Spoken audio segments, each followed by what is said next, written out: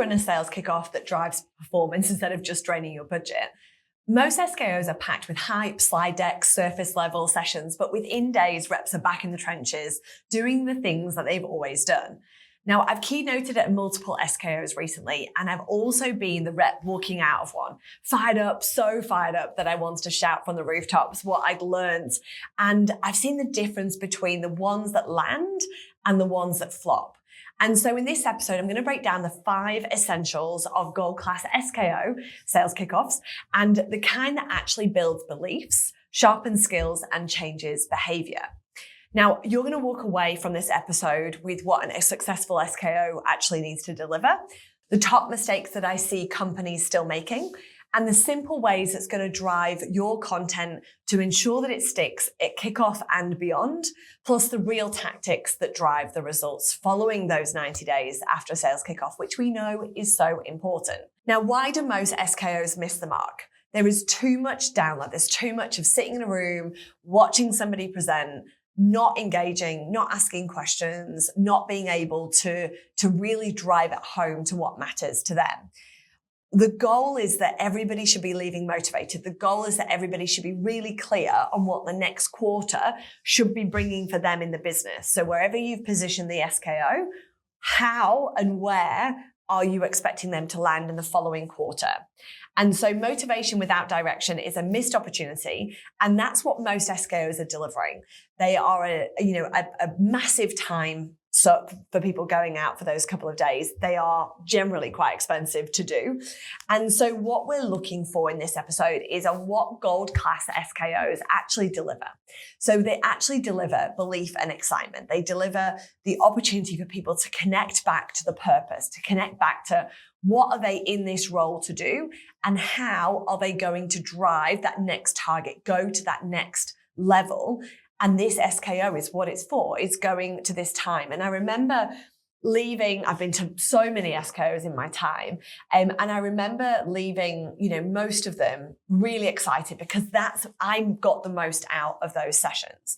So yes, the accountability is down to the person, down to you as the salesperson that's attending, but it's also down to you and those that are actually organizing it to ensure that they come prepared, knowing that that's what we want from them. We don't want them on their emails. We don't want them leaving a session to go and do a meeting. We don't want them sitting there kind of mindlessly doodling and scrolling, because what it is that's being taught or shared is not directly correlated back to them, and they just don't understand why.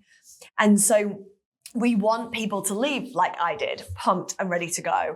And I remember coming back, and a lot of them, I had to get on a plane to go to, but I remember coming back from them so excited with a really clear view of those 5 to 10 clients that I was going to ring straight away. Monday, Tuesday, I got back. I knew what I was going to be sharing. I knew what I'd learned that resonated back with those that I worked with. And so our reps from SKO should walk out knowing what are they focused on? How do I fit into that? And do I believe that I can win this year? Now, I remember going to some of the partner events, like the partner kickoffs, and they would share like what the prize was for that quarter. And I remember I'm going to spoil the story here, but I won. I remember winning a Pinarello road bike through Sophos. I've talked about Sophos quite a bit actually on my podcast, because they were the first cybersecurity vendor. They were the one that showed me how it could be done. And I remember sitting in the rows upon rows upon rows of people, and they were sharing about how this quarter's target was to win this bike. And I remember afterwards texting our channel manager at the time saying, like, how do I win the bike?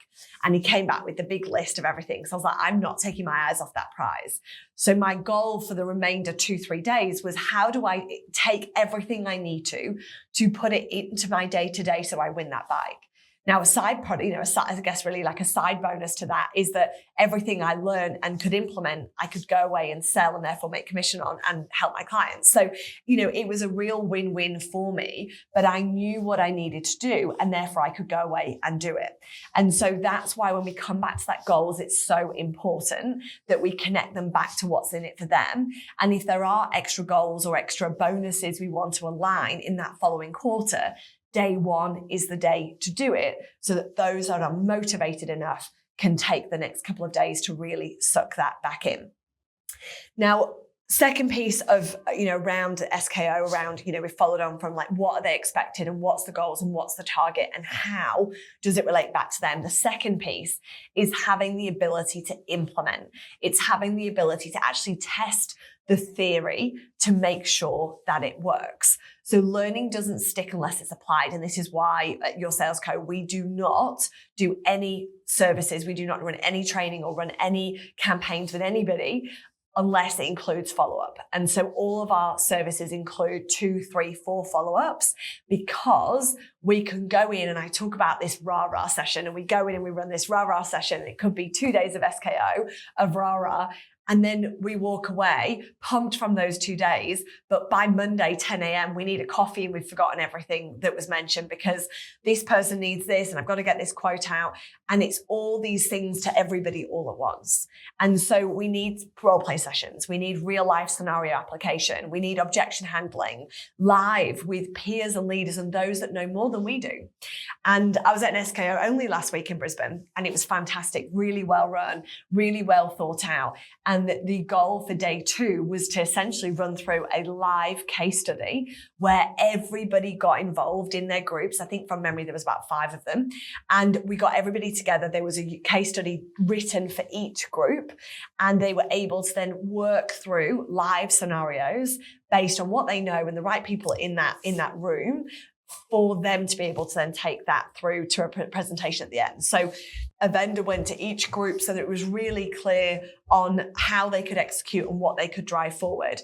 And so it's really where the confidence is built, because then they have to stand up and present, which feels a bit, out of the norm, because we're so used to doing it via email or via Teams for a lot of organizations. So we're able to bring that to life. And so when we then bring our vendors in, which leads me into point 3, is that when we bring our vendors in, we're bringing them in to add value. So they need to have a clear brief. If it's a vendor-led SKO and you're the partner, then obviously it's going to be led by them. But if you are an organization running your own SKO, bringing in vendors is going to help. Getting MDF, Marketing Development Fund, to help drive, your SKO and drive opportunities following that SKO is also going to be really key as well. Now, my top tip if you're bringing vendors in is brief them properly. Now, I've talked before around vendors coming in with their own agenda around how they're going to deliver and how that's going to look for them. We have to be extremely careful as to what information we allow them to implement or bring in, because if it's not in line with what your goal is for the next 3 months, it's going to potentially distract people. So the brief is, this is the goal for the next 3 months. What do you need to share to help them get there? And then can we get you involved if we're doing real life role plays or case studies as well?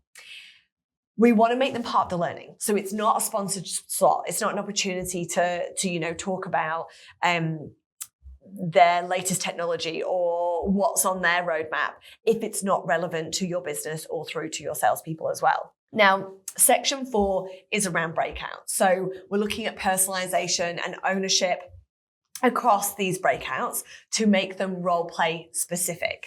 So if we're thinking about an SDR, I'm thinking of all these acronyms. We've got an SDR. If we think about an SDR's role and what we want them to take away from this session is different to an account exec. It's different to your SE.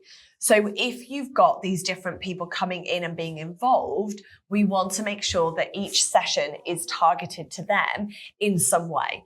And so the extra piece here is that I would say by having some form of breakout is going to allow them to build in practical elements like outbound prospecting, objection handling, preparing for proposals, when to bring in an SE, when to pivot the opportunity or when to pivot the recommendation. An SDR isn't going to care about the end point just yet. Now, they're going to need to know the big picture, but in terms of where we get everybody involved versus when we switch out who we've got involved is going to be really key. And then finally, I would say around running the 90-day challenge. So we talked about the goal for the 90 days. We can really build out what is that challenge for 90 days. We could run a pipeline power hour. We could run a blitz session. They don't have to be long. They could be an hour blitz session, midway through day 1, midway through day 2. I do not recommend doing it on the last thing on day 2 or day 3. everybody is exhausted. They've ingested a lot of information. And using the example from a client last week, they actually ran a team building session right at the beginning. They went go-karting. They had the best time. And it was great because then the camaraderie around who won and who spun off and who hit who, really comes into play, and it's great to see. And so having the right things at the right days are going to really help you to get the right engagement and therefore get the right result. But if we know we've positioned our 90-day goal at the beginning, what is the 90-day challenge we can implement? And then what then are those, power hours, split sessions, pipeline reviews, so we can really see and get some live feedback from people that are often too busy, to do that or to spend enough time. And so all of this is great. We've done a great job. We've got the right people in the room. We've got the right structure. We've given them the right information. And we've got a really clear plan for what's going to happen next. The final piece to your successful SKO is going to be around accountability. Now, as I mentioned before, we don't ever run within our organization, we never run sessions without follow-up sessions. But the accountability and post-execution of the SKO is going to mean everything in keeping everybody on the right page. So we should have those clear goals. We should have the clear KPI targets. But we then also need to take a moment to capture. Now, for me, whenever I think about leaving an SKO, when I leave a session, just my own session, I will go away and reflect on what did we do well? What was the engagement like in the room? What questions were asked? What could we have done differently? How could we have supported them differently? And what else could we now add in that's going to benefit the organization we just ran that session for? So is there an extra, template or guide or tool? Should we put in a visual the way that we've just mapped out the process? These things are going to really help you in being able to reflect. And so if everybody that came to that SKO shares a story around, or an example or a recap on, if they were telling their friend, what did they love about the SKO? What would they say? If they were going to go at it again, how would they approach the SKO differently? What information did they feel was lacking for them to be able to achieve the goal set? It's never too late to be able to update this information. And so when we think about a moment to capture the information, we can then start to get our admin teams and our back-end teams involved in our SKOs maybe moving forward. A thing I think that a lot of businesses miss is the ability to have everybody in one room to be able to define processes and elements in real time. So if you've got sales admins that are part of the SKO, is there a moment where they can kind of step out of that SKO and be part of their job again that can actually implement something in real time? If you've got a salesperson sharing a challenge, can we use that exact opportunity, the real challenge, to use as an example in real time? There's opportunities for us to do that. So get the team involved, document it, document the learnings, create assets, turn sessions into playbooks.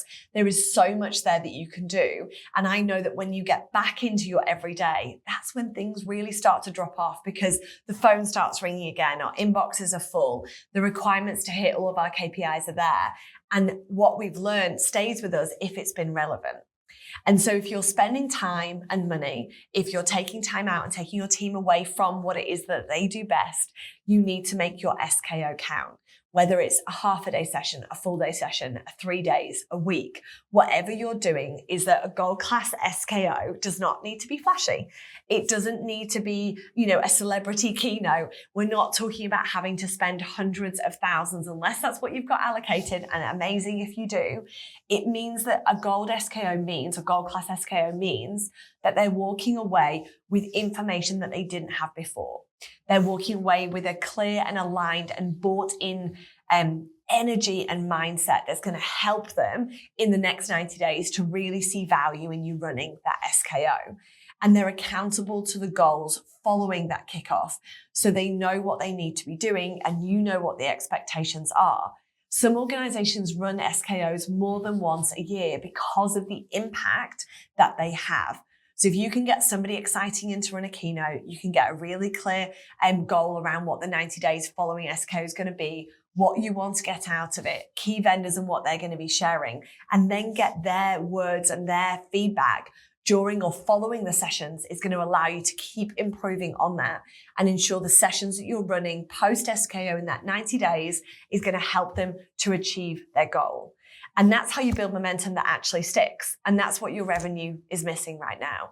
So when you're thinking about SKO, think about these 5 things that's going to generate your gold class SKO.